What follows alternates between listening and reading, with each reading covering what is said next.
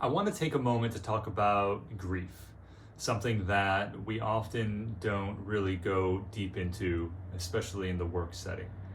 But in my experience, grief is one of the most amazing, transformative experiences that we can experience if we have two things. One, we have the courage to release into it, and then two, we have the support of community around us to help make it happen. So there's two things that need to happen in my experience, and this is based off of Francis Weller's amazing work, that need to happen to deepen into grief and to allow it to actually transform us. And those two things are derangement and community. The first aspect, derangement, is really interesting because that word derangement, is not something that's often accepted in our culture. A lot of times it has a negative connotation. But if you look at it, what it really means is to de-arrange.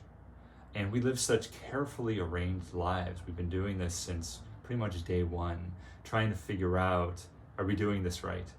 So we put on the right clothes. Are we putting on the right clothes? Is this the right shirt for today?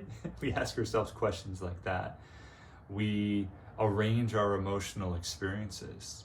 We do so well at arranging ourselves. We follow the rules that we as a society have explicitly and implicitly said is the right way to do this thing called life.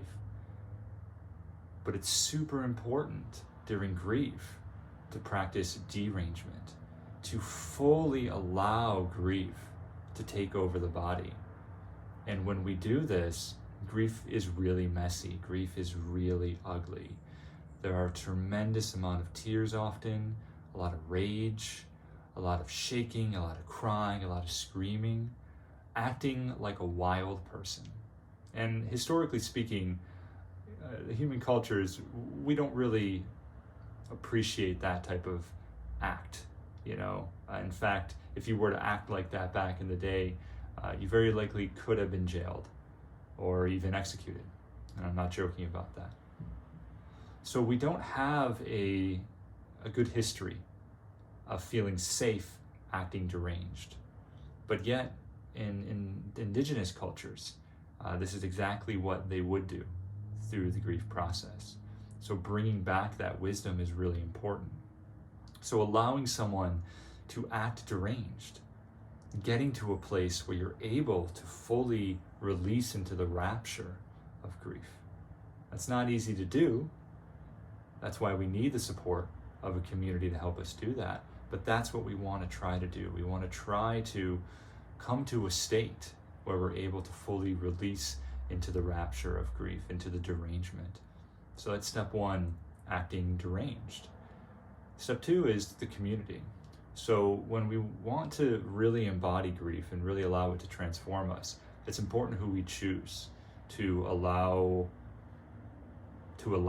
to see us deranged. And carefully discerning who are those people is really important. But those should be people that you see regularly. These should be people that are family, friends, perhaps even coworkers. That would be amazing. But what happens is when we allow ourselves to get to a state of derangement and we're held and supported and seen and valued by a group of people, that creates communitas, the verb of building community. And we feel this really deep connection with those people, like, hey, you see me. Thank you so much for seeing who I really am. Now just imagine if you were able to do this with your family. It would create a really deep bond with your family. Now imagine that you're able to do that with your greater community, your friends and your family.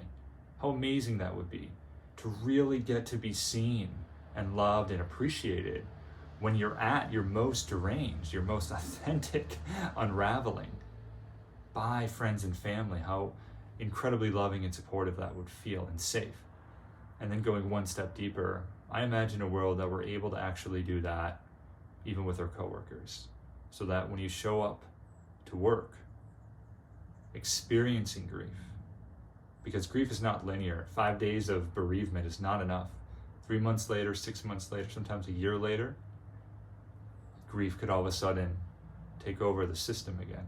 So imagine if you're able to, even at work, just take a moment, experience derangement, and be seen and recognized even by her coworkers that, oh, wow, this is grief that is transforming this person in front of me. What a gift. Grief is so utterly powerful. And in my own experience, when my father passed away after I had a former student commit suicide, grief took over my system. And it was incredibly bewildering. And yet I knew that the wisdom that I was taught as a kid to keep it together, to be strong, was not actually good wisdom. It was horrible advice. And I'm grateful for people like Dr. Francis Weller for guiding me to see the inverse of that, of what it would look like if I just allowed grief to take over and I allowed myself to transform because of that.